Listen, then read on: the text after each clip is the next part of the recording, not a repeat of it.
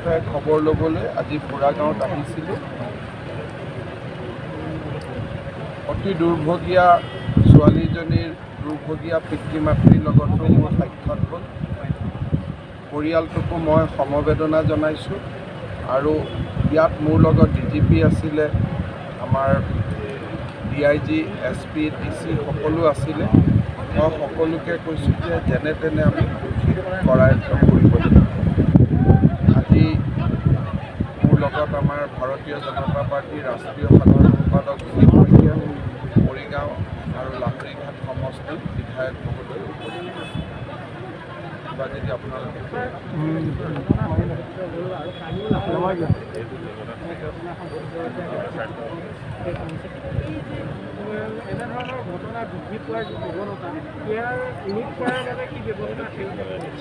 লাহৰীঘাট ঘটনাৰ অপৰাধীজনক ইতিমধ্যে ধৰা হৈছে আৰু মই ভাবোঁ যে কোনো এটা ঘটনাই যদি তদন্ত নোহোৱাকৈ আমি এৰি নিদিওঁ, প্ৰত্যেকটো ঘটনাৰ যদি তদন্ত হয়, দোষীয়ে শাস্তি পায়, লাহে লাহে এই ঘটনাবোৰ কমি যাব। কোকৰাঝাৰত এনেকৈ দুগৰাকী ছোৱালীক ধৰ্ষণ কৰি হত্যা কৰা হৈছে।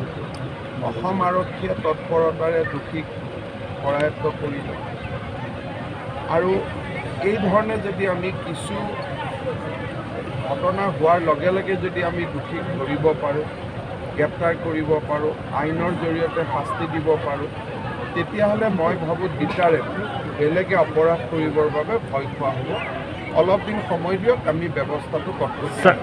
ছাৰ, ৰাজ্যত ড্ৰাগছৰ বিৰুদ্ধে সৰ্ববৃহৎ অভিযান চলি আছে আৰু কাৰ্বি আংলঙৰ এটা ব্যতিক্ৰমী এটা ঘটনা, এগৰাকী হোমগাৰ্ডে তেওঁক পদোন্নতি দিয়া হৈছে সমস্ত ঘটনা। আপুনি কি ক'ব এই সন্দৰ্ভত? চাওক, অসম আৰক্ষীয়ে ড্ৰাগছৰ বিৰুদ্ধে খুব সুন্দৰ অভিযান চলাই আছে। অসমত কেইটামান অপৰাধজনিত কাম সংঘটিত হৈ আছে। এটা হ'ল ড্ৰাগছৰ অবাধ প্ৰচলন। ড্ৰাগছৰ লগে লগে কিছুমান সম্পদ, কয়লাই হওক বা আন সম্পদ, গৰু আদিৰ চোৰাং কাৰবাৰ চলি আছিল।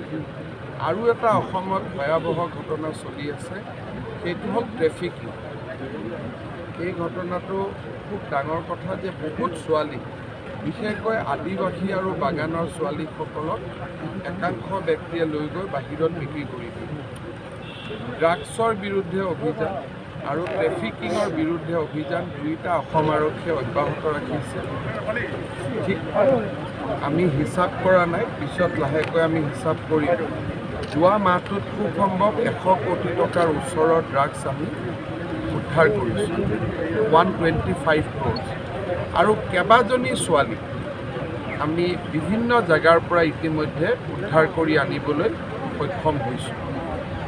আৰু মই ভাবোঁ যে এই অভিযান আমাৰ চলি থাকিব আৰু এক নিৰ্দিষ্ট গন্তব্যস্থান নোপোৱালৈকে আমি সকলোৱে মিলি এই কাম কৰি থাকিম। তাৰ বিষয়ে কথা কালি নাযাওঁ, কাৰণ আমাৰ আপোনালোকে জানে যে মই ঘৰৰ ওচৰত গ'লে ঘৰটো আইডেণ্টিফাই হৈ যাব আৰু সেইটো ছোৱালীজনীৰ নাবালিকা আছিল। গতিকে কিছু গোপনীয়তা আমি ৰক্ষা কৰা উচিত আৰু আপোনালোককো মই অনুৰোধ কৰিম, নাম টাম যাতে ছোৱালীজনী নিদিয়ে বা পিতৃ মাতৃৰ নাম নিদিয়ে, সেইখিনি ময়ো আপোনালোকক অনুৰোধ কৰিম।